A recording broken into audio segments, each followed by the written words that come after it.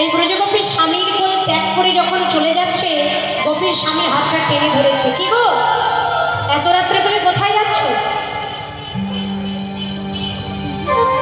এত রাত্রে তুমি কোথায় যাচ্ছ? ব্রজগোপী বলছে, স্বামী শুনতে পাচ্ছ না? ওই শোনো না, আমার গোবিন্দ আমায় ডাকছে, আমারে যে ডাকি এসেছে,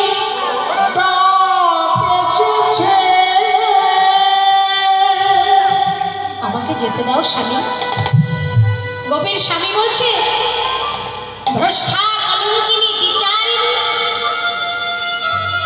তুমি আমার বক্ষে আমার বাহুতে শয়ন করে